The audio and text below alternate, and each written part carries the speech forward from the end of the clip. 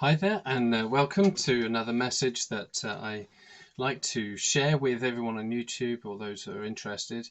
And because this is where I have already shared a sermon on Sunday, and because there are some that aren't able to attend, or some that might just want to check out the message and the theology of our church, it might be good for them to have a resource like this. So I figured rather than record what I do during the service, which usually ends up with bad audio and bad angling, bad lighting, that I would do it here and get all of the same, except I'm addressing the camera directly. So I'm working on the technicalities, but for now, we'll just keep with what we got. And the message I've got this time is very fitting for the situation our world is in, and for many in the Western culture especially, where people find that the things that they're told to strive for in life are the things that they're told will give them happiness and fulfillment and freedom. Except what they find is that when they actually achieve these things by worldly standards, um, that actually they don't get these things, they get the opposite. So, what I want to share with you is a message that we'll find as we're going to come to two parables back to back, and they're in Matthew 13:44 to 46. So, before we come to that, I just want to share a quick story with you. Some of you that know me might know this. I think only maybe my immediate family. But when I was growing up, we used to go on family holidays, as we still do. But I guess I tried to put an age on this, and I can't think what age I was, but I guess around the age of 10. Um, we were travelling, and we came to this short stop, and there was a shop there that happened to sell toys. Now, being a young lad, a very typical young lad, I saw this toy gun. It was a rifle in the form of an M16. I don't know what it is about kids and guns and weapons. I don't know why. If you give a kid a stick, then it becomes a sword. It's something about the hunter, protector, conqueror instinct that comes out. So I got this toy gun. I had to convince my mum to buy it for me, and eventually, when I got it, I sat outside and I was pulling the trigger, and it made that rattle sound that was supposed to simulate the noise that it makes. And I thought, wow, I really love this toy. It's just so great. And so then we all bundled back in the car and we headed down the road. And it wasn't long when my dad noticed something in the rearview mirror. And he said, "What's that?" And he couldn't quite make out what it was. But what it was is it was my gun, as I'd accidentally left it on the roof of the car, and we'd driven off, and I guess the wind force had gradually pushed it to the back of the roof, and it slid down and just shattered in the road. And I was, I can't say heartbroken, but I was quite upset about it.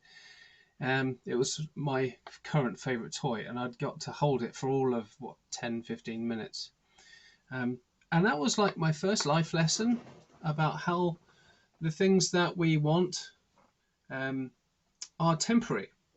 There's no matter what we think of in this life, every single thing in this life is temporary. It has an expectancy date where it will reach this point and then it will cease to be.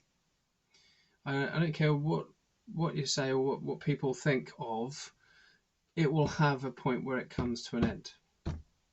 That's just how our world is, isn't it? It stops, it has a beginning, it has a middle, and has an end. Now, often we come across in life that we have this idea of that one thing that we must have that will make us happy. And we think when we get that one thing, that's when we are happy, we're fulfilled, we're satisfied, we've made it, we've arrived, however you want to put it. And it could be the pursuit of wealth, success, career success. Those two things don't have to be the same.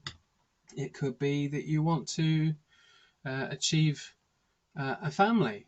You know, you want to get yourself a family and settle down. Um,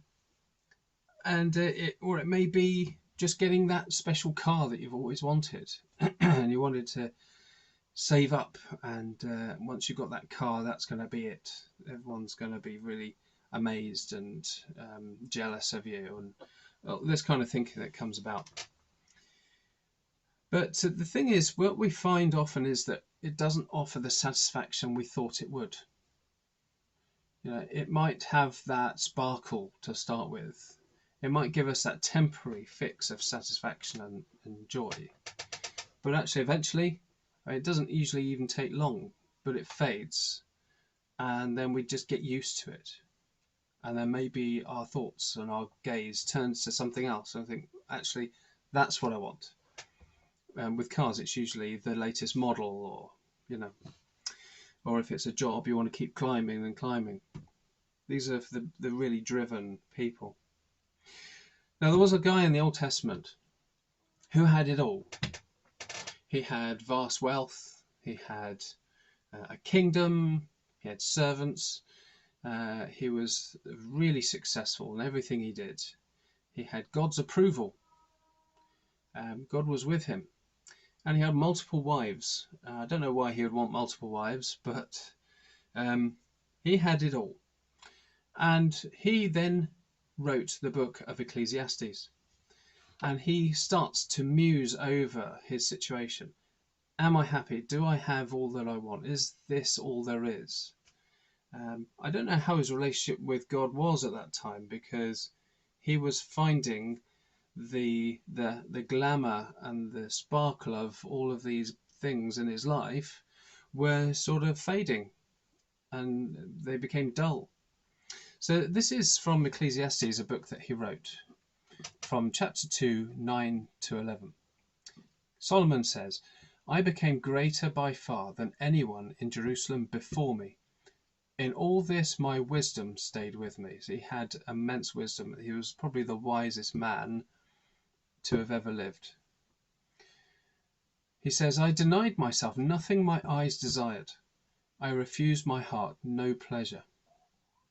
My heart took delight in all my labour, and this was the reward for all my toil. Yet when I surveyed all that my hands had done, and what I had toiled to achieve, its conclusion was everything was meaningless, a chasing after the wind. Nothing was gained under the sun. So despite the fact that he had everything, all the things that even today, the world hasn't changed that much, even with the passage of all the hundreds of years, thousands of years since Solomon lived. Everything contains the same elements of success, wealth, fame, power, all these things. And yet his conclusion was it was all pointless, the chasing after the wind. So there's a couple of recurring lines that you will find in Ecclesiastes. There's the under the sun, which means in all the world, but also a chasing after the wind. And if you think about the chasing after the wind, that sounds like a pretty fruitless exercise, doesn't it? A rather ridiculous thing. If you were to see somebody chasing the wind, you think, that looks a bit foolish to me. It looks a bit ridiculous. Maybe if it's a child, a child might see it as a game, but I don't even think kids tend to do that. But that's kind of the point, is that it is pointless, it is ridiculous. And he's saying here that everything that he had achieved was basically the value of it, what it came to, what it amounted to in his sense of satisfaction or worth. It was all rather ridiculous. Yeah, I wonder if you feel the same way. I don't know. Would you think it ridiculous to have vast wealth and power? He didn't think so probably at the start, but he was the one who obtained it, and his experience was that he found it to be pointless. Now he goes on to conclude that in themselves, these things aren't pointless if you have a greater purpose, a greater meaning and value in God, because it's actually God that provides that meaning and purpose and overall satisfaction. And then if you've got God and you've got these other things as well, and they don't become an idol for you, like sadly they did for Solomon eventually, then it's not wrong to have riches and power. You just have to make sure God is the number one. So that's kind of the whole point of this talk, actually, this message, is that God needs to be number one. He needs to be the most important person in your life, and everything else comes second. So this brings me to those two parables, and they're found in Matthew 13, 44 to 46. So Jesus says, "The kingdom of heaven is like treasure hidden in a field. When a man found it, he hid it again, and then in his joy went and sold all he had and bought that field." And he goes on and says, "Again, the kingdom of heaven is like a merchant looking for fine pearls. When he found one of great value, he went away and sold everything he had and bought it." Now, I've known about these parables for some time now, and I've always read it to be that somebody who's searching for God, when he finds God, he makes God the number one most valuable aspect of life. And yet there are some theologians and scholars out there that see it from a different angle. They actually think Jesus is talking about himself, because we can't sell everything and buy God. We can't buy God with nothing to bring that can actually purchase a relationship with God. I think there's a line of a hymn that says, "Nothing in my hands I bring, simply to the cross I cling."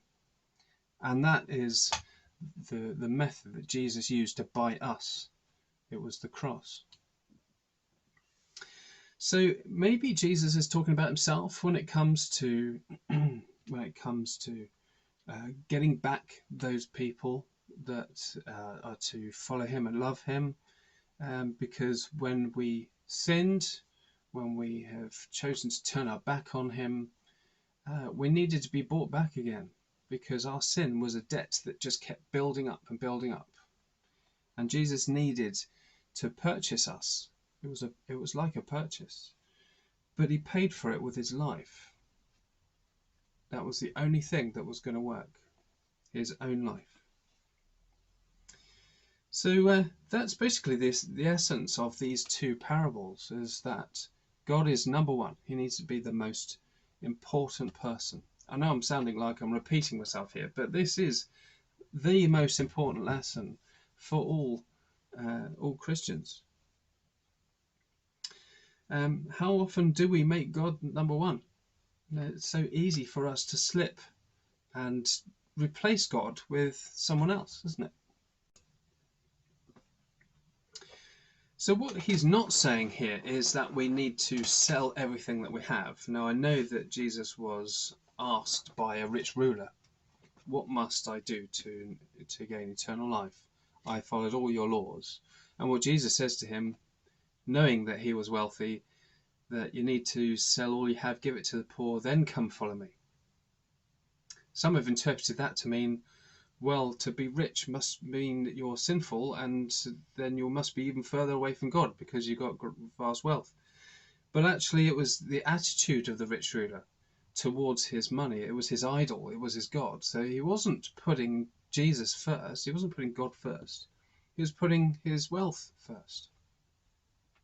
So Jesus isn't saying that we should have nothing in life. It's only a few people that have done that. I think St. Francis of Assisi, his possession was his ministry, if you like. But I don't believe God calls us all to that kind of life, because I don't know if that would work, really, to become a Christian. You need to sell everything. Maybe in some cultures that's important, but I don't think that that's necessarily what God calls us to. There's no biblical precedent for it. So we're always bombarded with advertising, aren't we? Everywhere we go, we see an image of something, of a product that is being sold to us, and things that we are told that we must have. Things that we are told that if you want to be up there with the trend, then you need to buy this. We're even told that we deserve it. It appeals to our nature of flattery. We need flattery, and we feel flattered when we're told we deserve something, aren't we? You probably know what I'm referring to, which product there, but I'm not going to do that and go there. But yeah, we are bombarded with things, and we see it in such our consumerist nature as a culture. So the man who had everything, the one who, whatever he wanted, he just bought it. He says there was nothing my heart desired that I denied it. It must be really hard to find pleasure if you don't strive for something. King Solomon talks about the toil that he put in. So he did work hard. But eventually you reach that stage where you don't need to work because you've got vast wealth. There's a known figure called Marcus Persson, who was the creator of Minecraft. Just started out very humble beginnings, created this rather simple, basic looking game, and it just exploded into a sensation, and everybody was into it that was a gamer. Well, maybe that's an exaggeration because I'm not into it and I'm a gamer. But many people just latched onto it, and they made it into a product that was into all sorts of areas. You can buy the merchandise of Minecraft. You can buy it in all sorts of forms, from lunch boxes to bed linen to toys, t-shirts, everything. You can buy Minecraft lamps. My boys have got one that it's just basically a stick with a light on it, but it looks like some Minecraft graphics. And this guy sold his product to Microsoft, and they paid him $2.5 billion for it. Can you imagine what you would do with $2.5 billion? I don't know what that is in pounds, but that is a lot of cash. And the thought was that that would give him fulfillment and happiness and freedom. But actually he got the opposite, because he slumped into depression. He started to withdraw from people that knew and loved him. And he's been quoted as saying, he's been criticized for saying this, but he said, then I've got nothing to get up for in the morning now. What is there to do in life? What is life about? I've reached the pinnacle of life, and it's left me miserable and in a place of despair. And I think he's even used that word, meaningless. And of course he's criticised for that. So, oh, the poor rich man doesn't know what to do with his money. But they're usually coming from a place of jealousy, sadly. But the things that we strive for in this life, they need to exceed our reach. Now, it's not a bad idea to pursue the vision of having a wife and kids and a home and a stable job, maybe own your home. These are the things of life that we search for, especially in our culture, and these aren't wrong. This is a really good thing to search for. But what happens when we have achieved the thing that we want?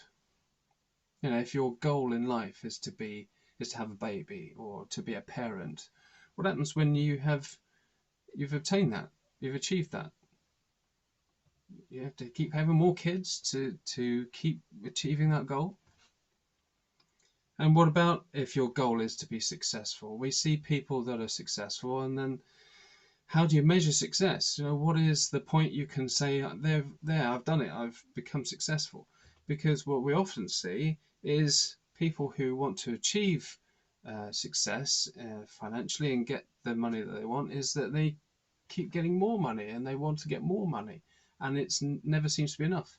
And it's because it's the very terrifying thought of there is nothing else in this world to do other than gain money. Robert Browning, the famous poet, he said, a man's reach should exceed his grasp, or what's a heaven for? If you think about that for a moment, we should strive for something which is just beyond our ability to grasp it, because that's exactly what heaven is. We can't reach heaven until we eventually pass on from this life, and then we move in to heaven in glory. We won't reach heaven in this life, and I think that's what people try to do by getting money, status, power, and all those things. They're trying to make heaven on earth, but it's going to be temporary. You can lose it all in a fire. Everything can just be snatched away in a moment. It's a true saying that there's no roof rack on a hearse. You can't take it with you. So, what happens when a person maxes out on getting? It's something I've noticed just in, I'm not earning vast wealth each month. I get enough and I'm happy with it. And but if there's something I really want, I don't tend to want vast expensive things. But if I want a particular game for my game console, then I will just save up and buy it. It's just what I've been able to do now. But if you don't need to strive for things, you just purchase it just like that. Where does that leave you? Does that leave you in a place of happiness and joy? What is it to be happy? I don't believe it's in the accumulation of things. So our life here is meant to be temporary, and we're meant to stay in that mindset that everything we have is only short term.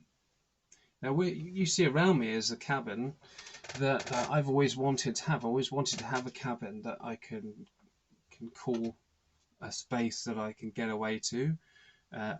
I don't keep the doors shut from anybody else. Everyone's allowed to come in.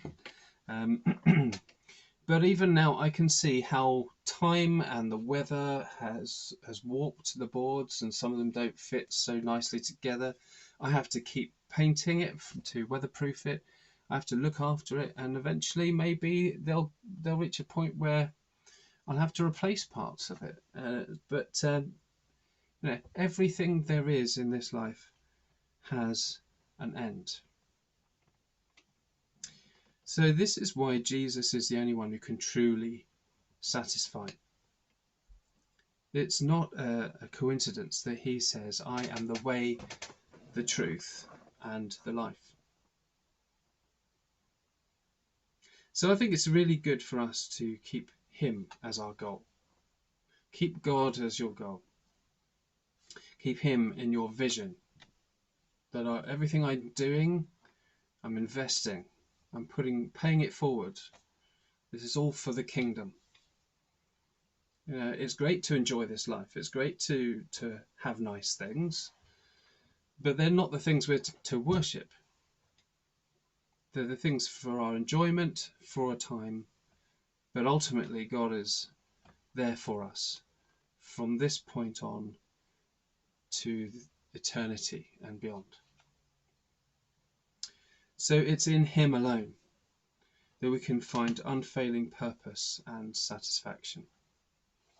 There's a paradox I just want to share with you, because to be satisfied in God is a bit of a paradox in of itself, because we should always want more of God. We can't just say, God's my life, he loves me, and he loves me the way I am, and I'm happy with how much of God I have, and I'm just going to stick with that. No, we need to keep pressing on. We need to keep getting more of allowing God into our lives, and God is going to keep changing us to be more like him. So we have a satisfaction in being dissatisfied with how much of God we have. I'll leave you to work that one out, but there is a lot of truth in it. So I'm just going to close in prayer now, and then we'll finish. Gracious God, I thank you that you want us to have a good life. You want us to be happy, but Lord, happiness is an emotion that's fleeting, and we need to see that true happiness, true satisfaction, a good life can only be truly found in serving you and worshipping you and loving others as we love ourselves. This is what you have created us for. And Lord, we cannot substitute anything else in that place, because nothing else fits. So Lord, I thank you that you are there for us at all times, and you provide us with purpose and meaning, and you're there to catch us when we slip off this mortal coil. So Lord, I pray that help us to understand these things better. And if we have wandered from what it is that you want for us, I pray you would gently nudge us back in the right direction. Forgive us, Lord, when we drift and wander and we seek after worldly things. And I pray that we would align ourselves with you. So Lord, bless us and keep us safe. In Jesus' name, amen. I'll see you next time. Have a good week. Bye for now.